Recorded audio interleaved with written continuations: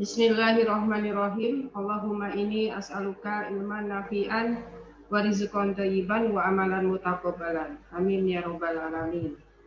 Senang sekali pada hari ini, tentu saja atas berkat rahmat Allah dan ridha Allah kita semua bisa berjumpa lagi di sini di mata kuliah Hukum Dagang, dan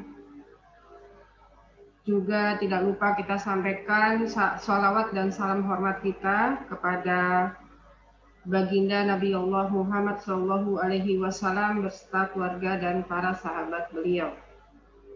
Pada hari ini kita akan membahas tentang hukum perdagangan internasional yang sebetulnya pengantar hukum perdagangan internasional itu pernah saya berikan di mata kuliah hukum internasional. Jadi nanti sedikit kita mereview kembali, merefresh kembali pengantar dari hukum perdagangan internasional yang sudah pernah disampaikan pada mata kuliah hukum internasional, tetapi tentu saja tidak secara menyeluruh ya, hanya dasar-dasarnya saja. Setelah nanti merefresh kembali dan mudah-mudahan juga review perkuliahan perdagangan internasional bisa merimain mahasiswa, paling tidak ingat sedikit gitu ya, karena memang hukum internasional ini flashback-nya di semester 3 dan saya bisa mengerti kalau banyak materi-materi yang sudah lupa karena banyak lagi materi-materi kuliah yang lain ya setelah hukum internasional. Hukum perdagangan internasional tentu saja sama dengan bidang-bidang hukum yang lain memiliki sejarah atau latar belakang terbentuknya perdagangan internasional.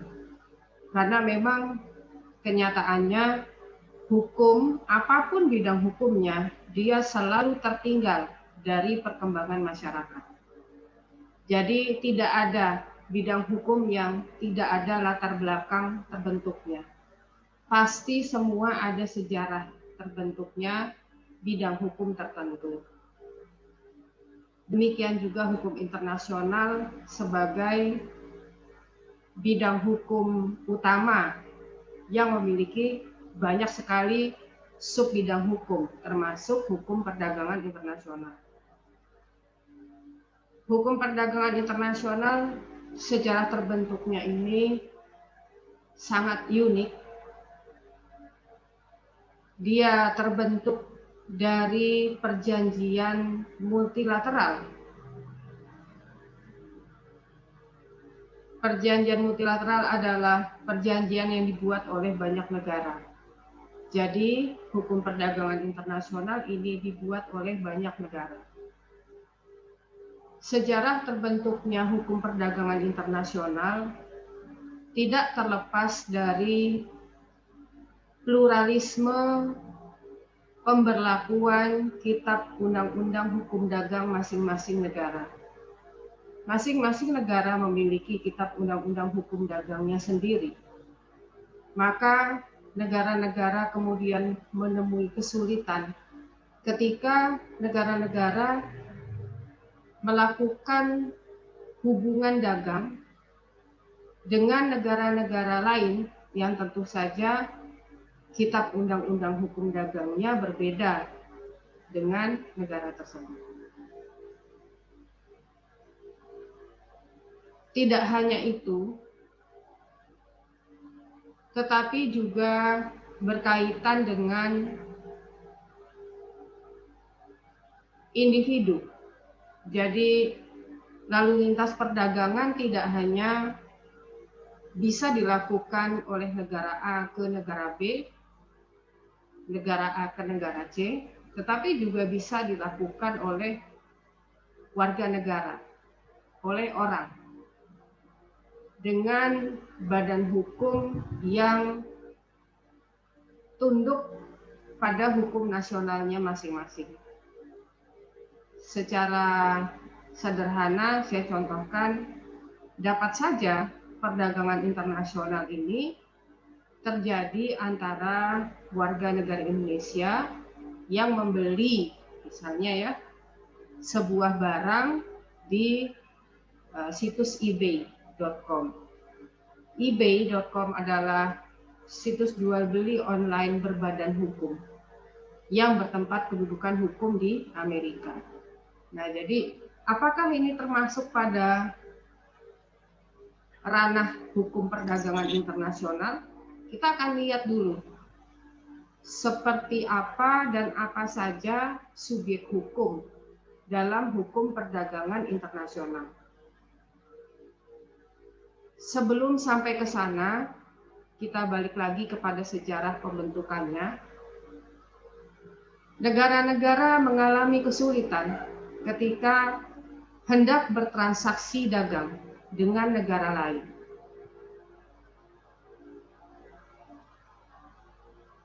Kendala-kendala ini,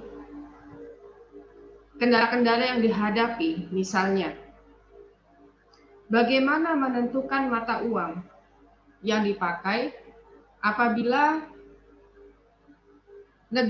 dua negara atau bahkan lebih dari dua negara melakukan transaksi dagang. Contoh misalnya, bagaimana kalau yang bertransaksi dagang negara Indonesia dengan negara Amerika. Di sini tentu saja akan terjadi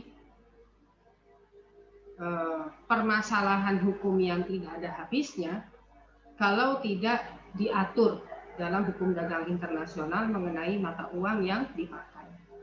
Apakah mata uang Indonesia? Apakah mata uang dolar? Atau apakah mata uang ringgit? Apakah mata uang pound sterling?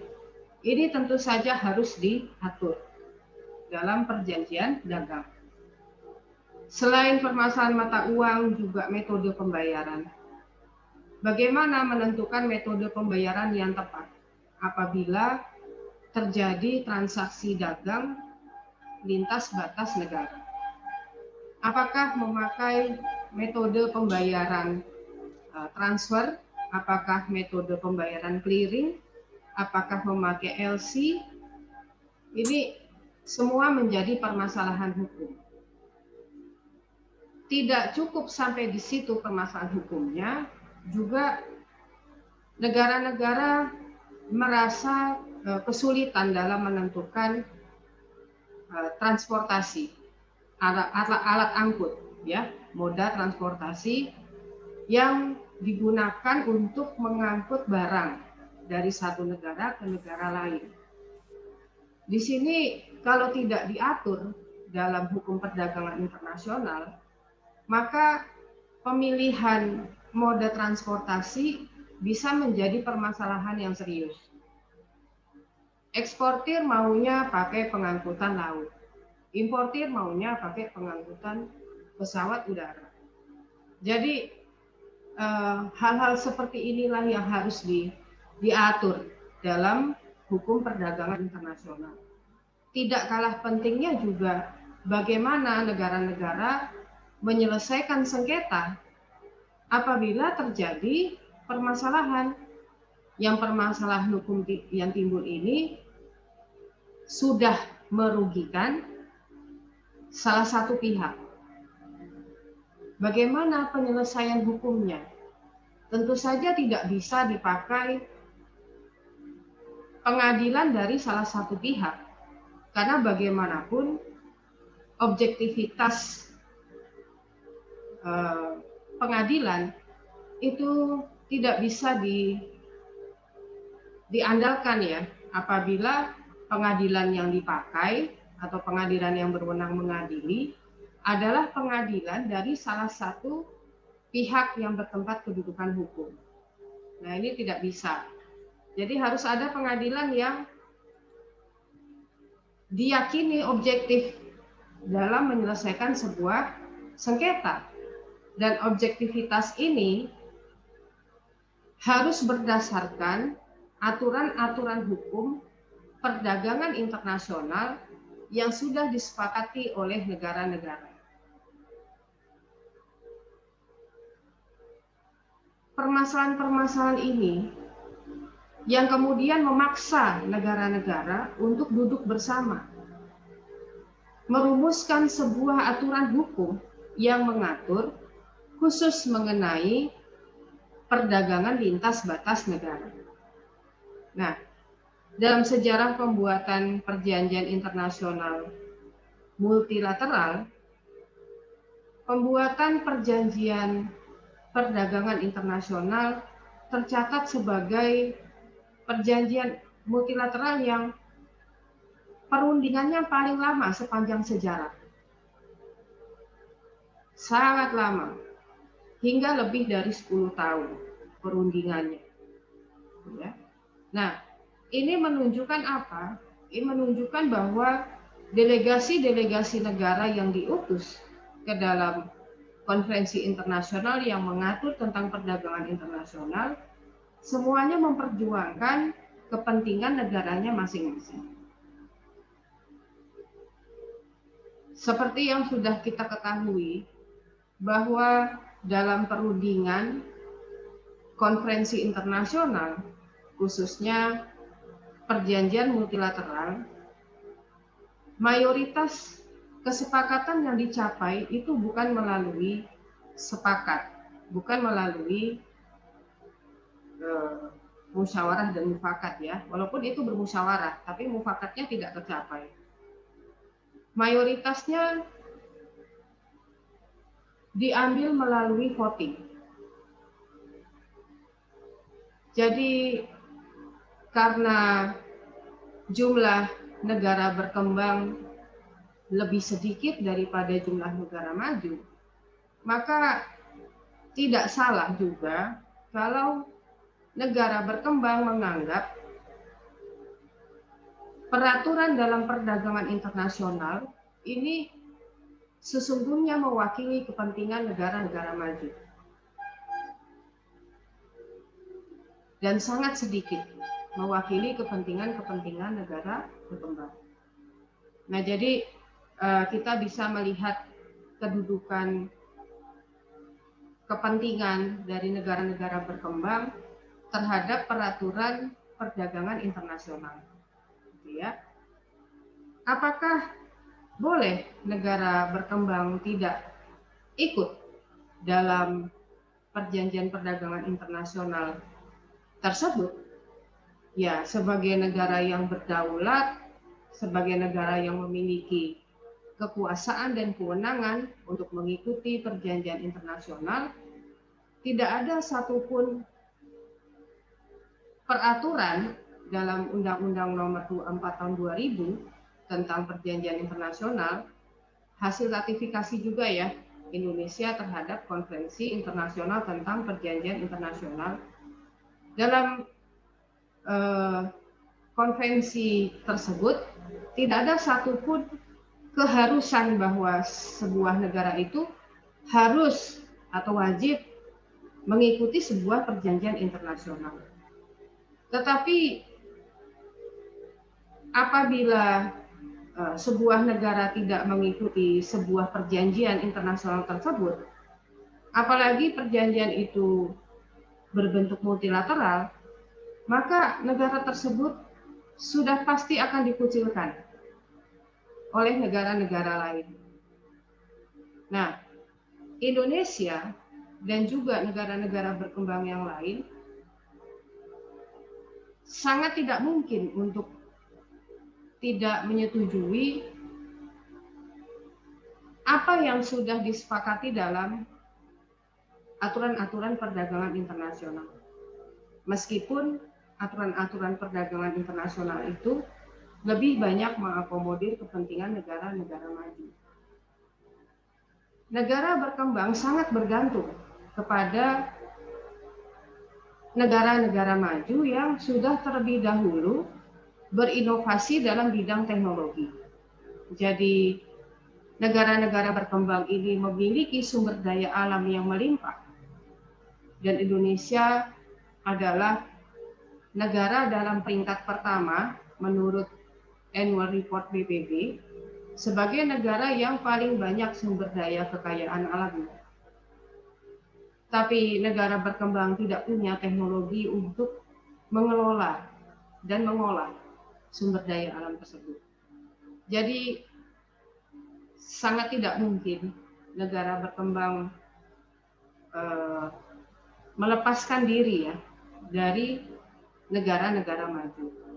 Nah, mengenai permasalahan apakah pembagian keuntungannya sudah adil atau belum, kita sudah bisa melihat sendiri dari kasus PT Freeport Indonesia, bagaimana pembagian keuntungan antara negara yang memiliki sumber daya alam dengan negara yang memiliki teknologi, gitu ya. Nah, jadi dalam hal peraturan perdagangan internasional, kemudian negara-negara merasa perlu untuk membentuk sebuah organisasi dagang sedunia. Muncullah WTO, World Trade Organization. Jadi WTO ini terbentuk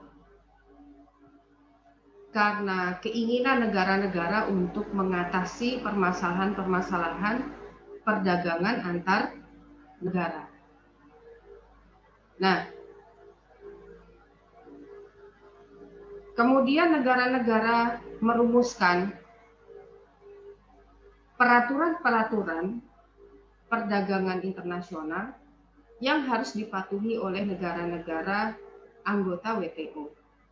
Nah, kita kenal dengan nama General Agreement on Trade and Tariff atau GATT. Jadi GATT ini berisi semua peraturan-peraturan yang berkenaan dengan perdagangan lintas batas negara. Di dalam GATT sudah diatur bagaimana mata uang yang dipakai, kemudian siapa yang paling berwenang untuk memilih alat pengangkutan, transportasi dari negara pengekspor ke negara pengimpor, diatur juga mengenai bagaimana untuk mengalihkan risiko kerugian pada pengekspor, kemudian juga mengatur mengenai metode pembayarannya, mengatur juga mengenai penyelesaian sengketa yang terjadi antar negara. Apakah kemudian selesai permasalahannya? Tidak. Tidak selesai. Maka pengaturan dalam perdagangan internasional ini sangat dinamis, berubah terus, sesuai dengan kebutuhan negara-negara. Ya. Nah, kalau tadi dikatakan bahwa pengaturan perdagangan internasional ini lebih mengakomodir kepentingan negara maju daripada negara berkembang, tetapi dalam konvensi internasional tentang perjanjian internasional yang sudah diratifikasi Indonesia menjadi Undang-Undang Nomor 24 Tahun 2000 tentang perjanjian internasional, negara-negara diberikan wewenang untuk menolak satu atau beberapa pasal. Ibunya keluar. Ya. Bu, halo Ibu. Halo. Ya, ini tadi koneksinya terputus. Ya, baik. Dalam Undang-Undang Nomor 20 tahun 2000 tentang perjanjian internasional, untuk menghindarkan negara dari mengalami kerugian sebagai akibat sebagai akibat dari disepakati itu dalam tanda kutip ya, karena dalam mayoritas perjanjian multilateral itu bukan berdasarkan mufakat, musyawarahnya iya, tapi bukan berdasarkan mufakat, tetapi berdasarkan voting, gitu ya. Nah, maka ada muncullah peraturan itu. Jadi kalau misalnya Indonesia memprediksi, tidak perlu sampai terjadi, gitu ya. Indonesia memprediksi, wah ini pasal dalam perjanjian internasional ini berpotensi menimbulkan kerugian bagi perekonomian Indonesia. Maka Indonesia Indonesia berdaulat, berwenang penuh untuk menolak pasal itu untuk dimasukkan ke dalam hukum nasionalnya. Jadi pada saat ratifikasi, kemudian mau disahkan menjadi undang-undang, itu pasal itu tidak dimasukkan ke dalam undang-undang, gitu ya. Karena menurut penilaian legislator, penilaian DPR ini, kalau pasal ini dimasukkan berpotensi menimbulkan kerugian bagi rakyat Indonesia. Jangan dimasukkan. Ataupun kalaupun tidak sampai berpotensi menimbulkan kerugian perekonomian bagi Indonesia, tapi pasal tersebut bertentangan dengan falsafah budaya hukum Indonesia, Indonesia juga berdaulat untuk menolak. Maka tidak boleh ada ratifikasi perjanjian internasional yang isinya bertentangan dengan Pancasila dan Undang-Undang Dasar 45.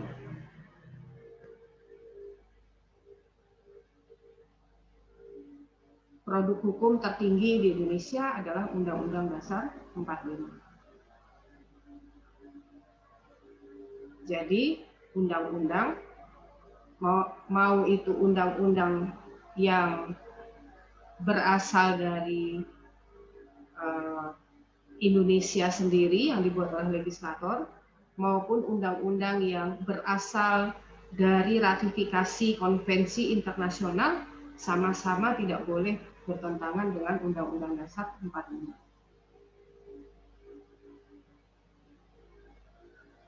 Saya berikan sebuah contoh, dan ini juga berkaitan dengan WTO. Jadi WTO dalam perjalanannya menjembatani dan mengatur lalu lintas perdagangan antar negara, tentu saja menemui permasalahan-permasalahan lagi.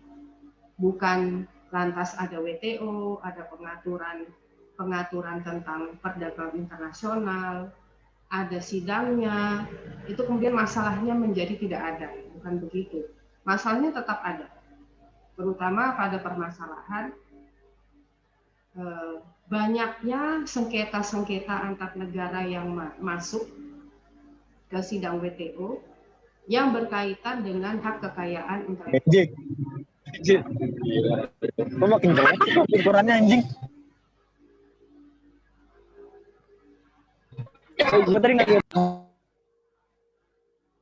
Nah, karena sangat banyaknya sengketa-sengketa di bidang HKI antar negara, kemudian negara-negara anggota WTO merasa perlu dibentuk sebuah organisasi internasional khusus yang menangani permasalahan HKI. Maka dibentuklah WIPO, World Intellectual Property Organization. Semua negara anggota WTO diwajibkan untuk menjadi negara anggota WIPO.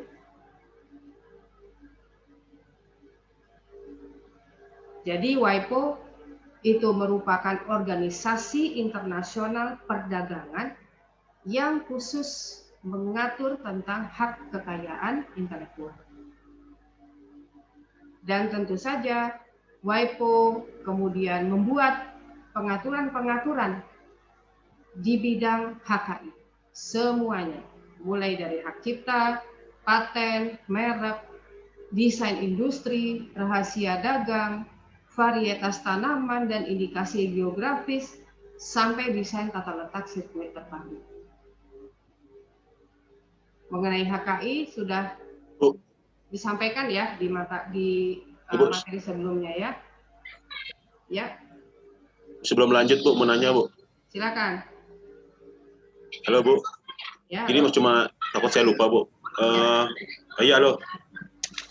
Untuk konvensi Bu, bukankah kalau nggak salah bukankah untuk meratifikasi itu meratifikasi seluruhnya atau tidak sama sekali Bu? Apakah bisa separuh-separuh Bu untuk ini Bu, konvensi? Ya, dibedakan antara meratifikasi dengan menuangkannya ke dalam undang-undang, menuangkannya ke dalam hukum nasional. Untuk ratification harus seluruhnya diambil oleh negara itu.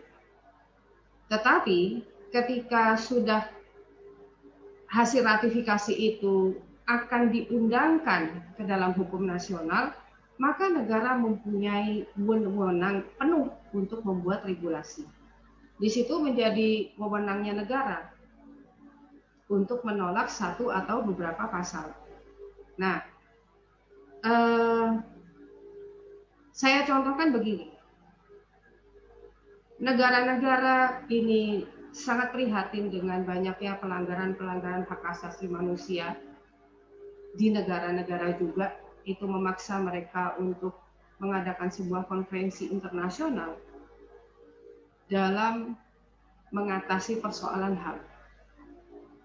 Nah, Amerika sebagai negara yang turut mengirimkan delegasi negaranya, delegasi perwakilan negaranya ke konvensi internasional, ikut berundingan, ikut penandatanganan, tetapi ketika pada saat ratifikasi dia nggak ikut. Gitu ya. Nah, tidak ada kewajiban pada sebuah negara yang sudah ikut berunding, yang sudah ikut signature, untuk juga ikut meratifikasi. Jadi, jangankan untuk menerima seluruhnya sebuah ratifikasi yang akan diundangkan ke dalam hukum nasional masing-masing negara, bahkan belum sampai tahap ke situ saja, negara itu boleh-boleh saja tidak mengikuti ratifikasi. Nah,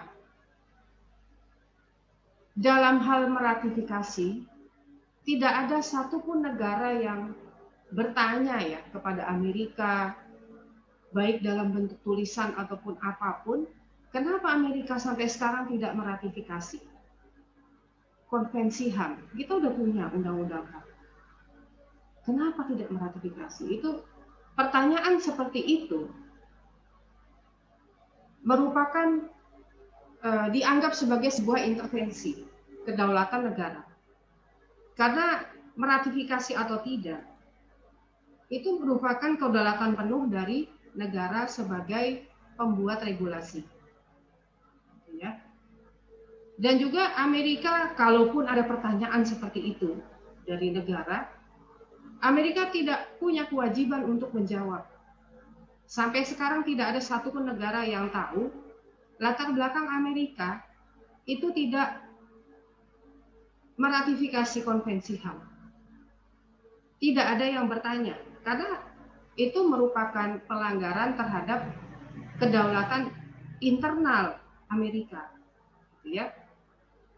Secara sederhana, kalau saya menyaksikan, saya melihat apa namanya ya, teman saya seorang dokter itu tidak bekerja. Kemudian saya tanya sama suaminya, kenapa teman saya itu dia dokter tapi tidak kerja? Itu merupakan pelanggaran terhadap intervensi terhadap kedaulatan dalam negara gitu ya. Kalau ini kan rumah tangga ya. Nah, kalau dalam negara juga ada batasan-batasan tertentu di mana negara itu tidak punya hak untuk bertanya dan negara yang ditanya tidak punya kewajiban untuk menjawab. Jangankan menjawab, ada yang bertanya, negara yang bertanya, apakah kenapa, apa sebabnya negara Anda tidak meratifikasi? Misalnya ya, sudah susah-susah ikut perundingan, sudah tanda tangan, kok nggak meratifikasi? Karena kalau meratifikasi kan berarti mengikatkan dirinya pada perjanjian itu. Ada sanksi-sanksinya kalau melanggar kan gitu ya. Kenapa negara Anda tidak meratifikasi? Nah ini merupakan kebiasaan internasional ya. Ada hal-hal yang tidak boleh ditanyakan. Ada hal-hal yang bisa menyebabkan bekunya hubungan diplomatik sebuah negara. Negara ini juga bisa tersinggung. Dalam bukunya Burma Una, hukum internasional ya, Burma Una, ada yang saya yakin banyak yang punya itu ya. Itu Burma Una kan menceritakan waktu beliau masih menjadi duta besar Indonesia untuk Amerika. Dalam buku itu beliau menceritakan bagaimana seorang duta besar Australia itu sampai diusir dari Afghanistan. Jadi dia duta besar Australia untuk Afghanistan. Diusir dari Afghanistan hanya karena duta besar ini menulis mengkritisi pemberlakuan hukuman mati di Afghanistan. Bayangkan tuh, menulis. Ini si dubes ini sebelum menjadi duta besar, dia seorang dosen. Ya, dosen itu biasa menulis kalau mengkritisi. Gitu ya, mengkritisi sesuatu nulis. Rupanya jiwa akademisnya ini terbawa ketika dia menjadi duta besar di Afghanistan. Dia kritisi.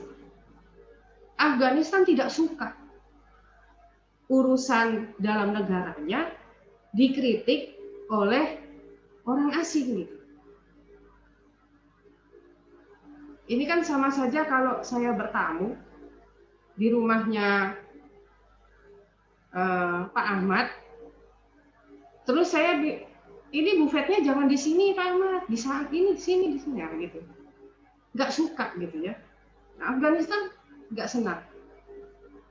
Akhirnya pilihannya dua, Afghanistan dalam bukunya Prof. Burma Una, Afghanistan mengirimkan kawat diplomatik ke pemerintah Australia. Anda silahkan tarik duta besar Anda pulang atau kami usir. Dua-duanya nggak enak, gitu ya. Akhirnya sebelum diusir, itu pemerintah Australia tarik duta besarnya pulang. Dan ketika mau mengirimkan duta besar yang baru, itu pemerintah Australia itu mengirimkan beberapa nama dulu ke pemerintah Afghanistan untuk di-approve. Bayangkan, ya. Dia kirim dulu beberapa nama, pemerintah Afghanistan itu cek fit and proper test-nya ya. Badan intelijennya nyelidiki dulu. Ini calon-calon duta besar Australia untuk Afghanistan pernah nggak nulis sesuatu yang mengkritisi regulasi Afghanistan. Pernah nggak dia demo misalnya ya di masa lalu waktu jadi mahasiswa atau waktu masih menjadi pelajar, itu pernah nggak dia menentang kebijakan-kebijakan pemerintah Afghanistan. Itu diselidiki. Jadi dalam hal ini pemerintah Afghanistan yang mensortir gitu ya, kalau kita istilahnya sortir, yang mensortir duta besar yang akan ditempatkan di Afghanistan. Ini bahaya, sangat berbahaya mengkritisi kebijakan-kebijakan, regulasi-regulasi sebuah negara. Sensitif gitu ya.